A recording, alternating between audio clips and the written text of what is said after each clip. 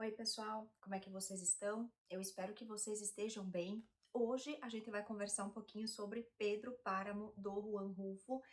Essa aqui era uma leitura que eu tinha ideia, que eu tinha intenções de que acontecesse em outubro, porque a temática dela tem tudo a ver com isso, mas infelizmente eu não consegui fazer essa leitura a tempo, então eu tô fazendo ela agora. Finalizei faz poucos dias e, gente, que livrinho! Olha, ele é um livrinho curto, como vocês podem ver. Ele tem menos de 200 páginas, pelo menos aqui nessa minha edição, mas é uma história muito interessante, um pouco confusa no começo, mas depois que a gente entende aqui o que é que está acontecendo, tudo vai se encaixando, digamos assim, né? Então, só para a gente ter um conhecimento aqui a respeito do autor, o Juan Rulfo, ele nasce em 1917 e ele falece em 1986. Se eu não me engano, ele tem, minha matemática não é muito boa, ele tinha 68 anos quando falece.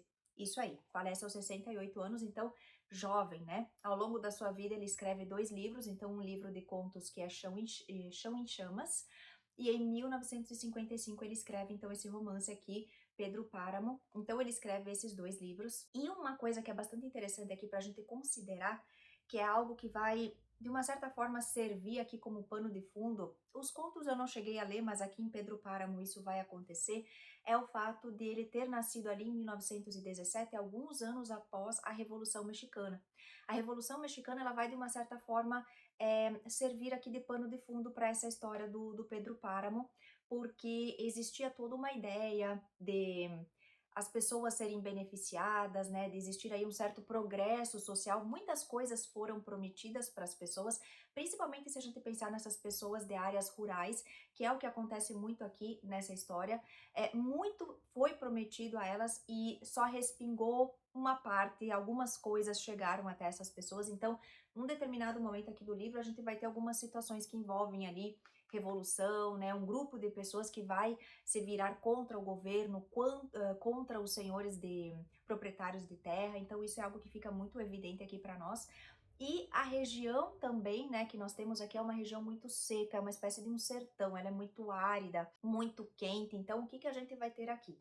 A gente vai conhecer o Juan Preciado, que é esse rapaz que, no leito de morte da sua mãe, promete que irá comá-la para conhecer o pai. Eu vou até ler um trechinho aqui para vocês, porque esse menino ele foi criado pela mãe, ele nunca conheceu o pai pessoalmente, mas ele sabe pela mãe que o pai se chamava Pedro Páramo. Então ele vai dizer assim: Vim a comá-la porque me disseram que aqui vivia meu pai, um tal de Pedro Páramo. Minha mãe me disse, e eu prometi que viria vê-lo assim que ela morresse. Apertei suas mãos em sinal de que faria isso, pois ela estava morrendo e eu decidido a prometer tudo. Não deixe de ir visitá-lo, recomendou ela. O nome dele é assim e assado. Tenho certeza que ele vai gostar de conhecer você. Então não tive outro jeito a não ser dizer a ela que faria isso. E de tanto dizer, continuei dizendo, mesmo depois que minhas mãos tiveram trabalho para se safarem de suas mãos mortas. Então é assim que começa Pedro Páramo aqui para nós. E aí a gente vai então acompanhar o Juan Preciado nessa sua jornada para visitar Comala. A gente vai ver aqui que no caminho ele vai conhecer um tropeiro, o nome dele é Abundio. Gente, uma coisa que eu achei muito legal aqui nesse livro é o nome desses personagens. Então, o primeiro que nós vamos conhecer é o Abundio. Ele está passando ali com os seus burrinhos e numa dessas conversas, né, o Juan vai descobrir que eles estão indo então para a mesma direção e eles acabam fazendo companhia um para o outro. E aí o Juan vai dizer então que ele está indo a Comala para conhecer o pai e que o pai dele se chama Pedro Páramo. E aí o Abundio vai dizer então que ele também, que ele conhece, né, o Pedro Páramo e que ele também é filho deste senhor. E nisso o Juan vai perguntar para ele então como que é o pai, né? Como que é o Pedro Páramo? E aí ele vai dizer algo do tipo que ele é o rancor em pessoa. Então, o Pedro Páramo aqui para nós é uma figura muito forte. A gente vai ter um pouco também dessa questão do coronelismo aqui nessa história, né? Porque a família do Pedro Páramo é uma família muito rica, uma família que tem dinheiro. Então a gente vai ver que ele manda e desmanda aqui nessa região de Comala. As leis não existem, as leis são criadas por ele, então ele tem inclusive uns capangas aí, umas pessoas que fazem o trabalho sujo por ele. Então ele manda e eles obedecem e as coisas acontecem aqui de acordo com o que ele deseja. O Pedro Páramo era filho único, então, desta família. O pai o considerava meio que um inútil, né? E a gente vai ver que Pelo que dá a entender aqui no livro, que essa família meio que passou por um processo de decadência, né? Depois que o pai falece, o pai é assassinado. Então, depois que isso acontece, a gente vai ver que a situação ali não vai ficar muito interessante, tanto que a mãe do Juan, né, é uma pessoa para quem a família do Pedro devia. E ele decide casar-se com ela, não porque ele gostava dela, mas meio que por interesses, como ele devia para a família dela, ele decide arranjar ali um casamento, ele meio que já impõe todas as regras, e essa informação então é entregue a ela, né? Ele manda ali um administrador da fazenda para que ele vá até a Dolores e diga a ela então que Pedro Páramo quer casar-se com ela. Ela vai ficar assim toda, meu Deus, né? Que coisa, que bênção, né? Pedro Páramo, né? Querer casar comigo, mas enfim, era tudo por interesse. Ela não vai ficar muito tempo morando com ele, porque ela vai sentir muita falta da irmã. A irmã já estava afastada, já não vivia mais com ela. E ele acaba, então, decidindo, né, ali que ele vai mandar a Dolores para viver com a irmã. Isso não é um problema para ele, né? E ele é um homem também que se deita com muitas mulheres, né? Ele acaba tendo muitos filhos ali ilegítimos.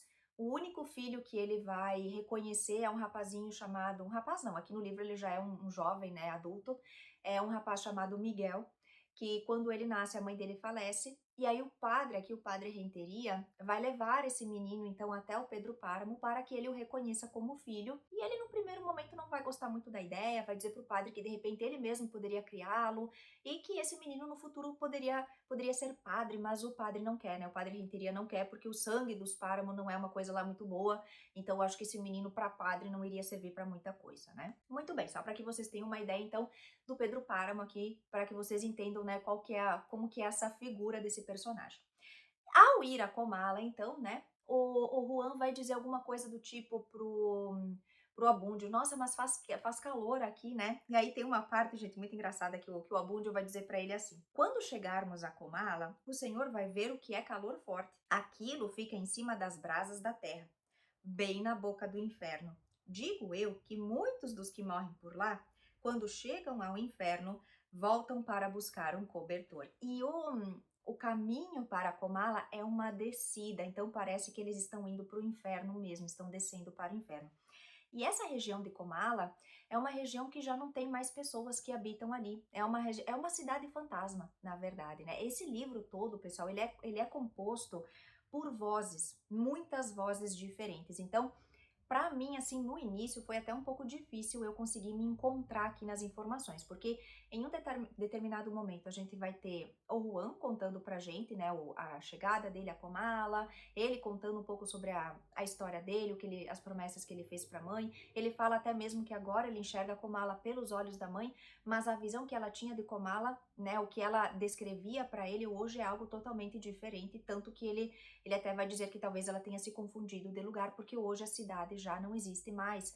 É uma região muito seca, nada prospera, e a gente vai ver que nem as pessoas já existem mais aqui neste local. Então a gente vai ver que são várias vozes intercaladas. É quase que um quebra-cabeças mesmo, é uma colcha de retalhos, mas são informações que talvez elas sejam apresentadas pra gente num primeiro momento e depois elas apareçam ali, né, como uma forma delas se complementarem. Então a gente vai meio que montando essas informações aos poucos. É muito interessante aqui de nós acompanharmos esse livro porque ele tem uma construção que não é tão linear, digamos assim, né? Então a gente tem momentos em que é o próprio Juan que está narrando a história pra gente, de repente surge uma outra voz aqui pra nós, né? E aí essa pessoa vai contar sobre o seu momento ali na história, então é muito interessante. E, como eu comentei, é uma cidade fantasma. Então o que existe aqui são os ecos das vozes destas pessoas que existiram neste local e que hoje estão ali vagando neste espaço eternamente. Então, o Juan vai chegar aqui nesta região, neste povoado de Comala, e no caminho, no trajeto, ele vai pedir para o Abúndio uma indicação de hospedagem para que ele possa passar um tempo ali.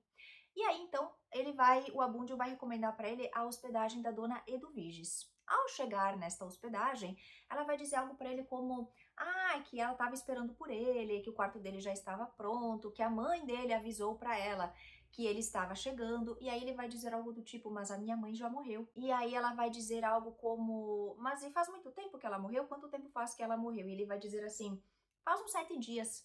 E aí a Eduviges diz algo como, nossa, é por isso que a voz dela estava tão fraca quando ela conversou comigo, né? Então, a gente tem muito do realismo fantástico aqui dentro desse livro, tanto que Gabriel Garcia Marques e Mário Vargas Llosa beberam desta fonte, digamos assim, né? Então, eu fiz algumas pesquisas aqui a respeito e o Gabriel Garcia Marques, depois que terminou a leitura aqui do Pedro Páramo, ele, na sequência, voltou a ler o livro. Então, é um livro que eu acho que só vai crescer com as releituras, porque, como eu comentei, ele é todo fragmentado, ele tem essas informações que no momento elas são jogadas para nós, depois elas são retomadas, mas não fica ponto sem nó de uma certa forma, né? Então, ele vai ficar ali com a Eduviges, ela vai contar para ele um pouco sobre a mãe, que ela e a Dolores eram muito amigas e que ela quase foi mãe do Juan, né? Então essa parte é muito engraçada. Ela vai dizer que na noite de núpcias era para a mãe dele estar com o pai, né? Mas ela não podia por questões femininas, né? Aconteceu uma situação ali que ela não podia se deitar com o pai.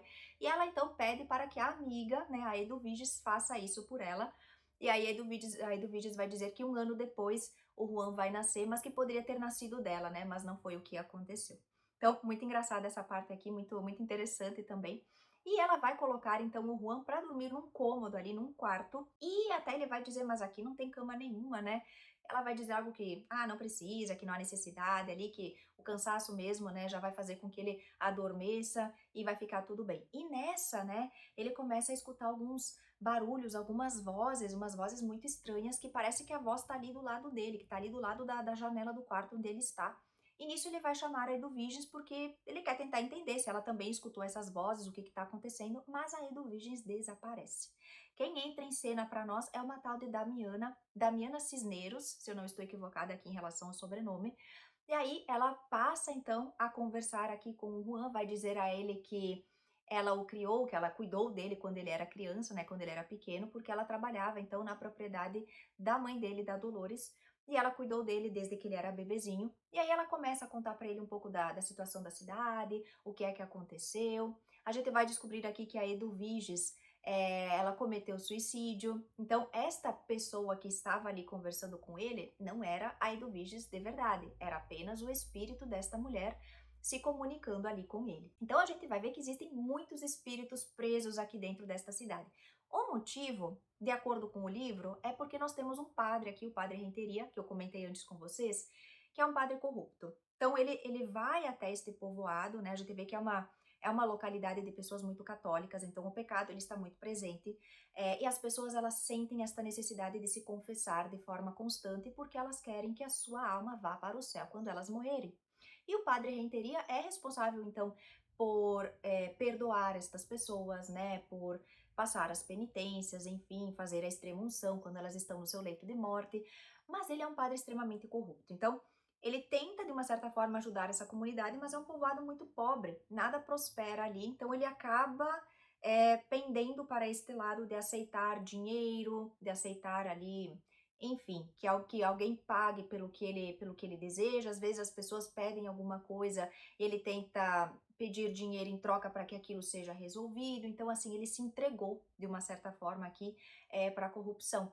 Um exemplo muito claro aqui para nós é a situação em que o Pedro Páramo vai perder o seu filho, aquele filho que foi o único que ele registrou, digamos assim, né, como sendo seu, que é o caso de Miguel Páramo. Esse menino vai morrer. E o padre Renteria, ele tem um pé atrás com esse menino porque ele assassinou o irmão dele e ele também violentou a sobrinha dele. Então ele não gosta do Miguel Páramo e quando ele está ali morto, né, eles esperam que ele lhe dê o perdão e ele não aceita fazer isso porque ele foi uma pessoa muito ruim enquanto estava viva e ele não aceita dar a ele o perdão, né? Depois que esse menino está sendo levado ali para o cemitério, que ele vai ser enterrado, o Pedro Páramo traz ali uma bolsinha com algumas moedas e entrega para ele, como que meio que solicitando ali que esse perdão seja dado, enfim, que essa alma seja, né, absolvida e que ele possa descansar eternamente e coisas do tipo, né? Então, ele acaba aceitando o dinheiro e ele, num determinado momento, ele vai querer se confessar também, né? Então, o padre vai para uma outra localidade para poder se confessar e o padre que está confessando ele vai dizer algo do tipo que ele é uma pessoa corrupta, né? Que ele se entregou aqui ao sistema e quem é ele, né? Para perdoar as pessoas, para julgar o que é certo, o que é errado, o que é pecado, o que não é. Então ele meio que fica impedido de absolver essas almas, de perdoar estas pessoas, né? Então essas almas todas, de uma certa forma, são pecadores. São pecadores que não tiveram o perdão, elas ficam meio que vagando ali nessa cidade. Então a gente vai ter pessoas que cometeram pecados como o vício, o incesto, né? Então, são pessoas que estão ali de uma certa forma envolvidas com algum tipo de pecado e que não puderam descansar eternamente. Então, basicamente é isso que a gente vai acompanhar aqui, pessoal. Eu não quero dar mais informações aqui para vocês, porque o final aqui desse livro é muito interessante, é muito instigante a gente seguir aqui com essa leitura, né? A gente tem aqui também uma mulher que foi o verdadeiro amor do Pedro Páramo, que é a Susana. A gente vai ver que na infância a gente tem nós temos alguns momentos em que ele se lembra dela quando ele era mais jovem. Essa menina acaba saindo de Comala, ela vai para uma outra localidade e depois ela volta. Ela é uma pessoa que é muito inquieta, ela tem alguns sonhos intranquilos, então ela sonha muito, ela se remexe muito assim na cama, né? Então ela tem momentos em que muitos sonhos acontecem e eles parecem muito reais, né? Ele acaba até se casando com essa moça e depois de um tempo também ela vai morrer. Então a gente vai ver que a vida dele fica muito mais amargurada depois que ela falece. E ele meio que decide se vingar de uma certa forma aqui deste povo, né? Como ele era uma pessoa muito poderosa aqui e muitas pessoas de uma certa forma poderiam se beneficiar ali, né, de todo esse poder, ele decide colocar Comala na miséria, deixar as pessoas na miséria, deixar as pessoas passando fome, e ele vai fazer com que isso se torne realidade. Então a gente vê que é uma cidade em decadência total, é uma região em que nada mais prospera. A única coisa que a gente tem aqui são as vozes destas pessoas, desses espíritos, dessas almas que ficaram presas aqui em Comala. Mas não é só isso, temos algumas outras coisas que acontecem aqui. E, gente, tem uma adaptação também, tá? Na Netflix.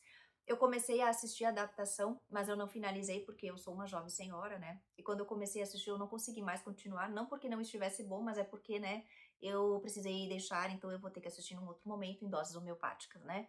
Mas eu gostei muito, eu tava assistindo, tava muito interessante porque tá bem parecido aqui com o começo do livro. Claro, tem alguns detalhes aqui e ali, como a história ainda tá muito fresca na minha cabeça, eu ainda lembro de alguns detalhes, mas é aquela coisa, é uma adaptação, né? Então a gente sabe que não vai seguir à risca o livro, mas a parte, até o pedaço que eu assisti tava muito bom, assim, tava bem próximo aqui, bem fiel. Não 100%, mas estava bem próximo ao que a gente tem aqui no livro. Eu estava achando muito interessante. Vamos ver se esse final de semana eu consigo terminar. Mas assim, vou deixar para vocês a recomendação. Tenham paciência com esse livro, porque eu não quero falar muito mais do que eu já falei, porque é um livro curto, né? Então daqui a pouco vai interferir um pouco aí na experiência de vocês. Mas é muito interessante, gente. Esse livro é assim, muito interessante essa leitura. É uma coisa bem fantasmagórica mesmo. Então o que a gente tem aqui são muitos fantasmas, né? Vagando aqui por este local e tendo esses momentos também com o próprio Juan Preciado, né? Então vale muito a pena, deem uma chance, caso vocês nunca tenham lido esse livrinho aqui, gente, vale muito a pena, uma leitura muito interessante. E vou ficando por aqui com a recomendação. Caso vocês já tenham lido, deixem aqui nos comentários, eu quero saber a opinião de vocês. Se vocês ficaram interessados também depois do que eu comentei aqui também, deixem nos comentários, pessoal. Se vocês já assistiram o filme também, deixem aqui que eu vou querer saber, vou adorar saber a opinião de vocês. E eu vou ficando por aqui. Não se esqueçam de deixar o seu like, de se inscrever aqui no canal, ativar também o sininho para as notificações e a gente se vê numa próxima. Até lá. Tchau, tchau.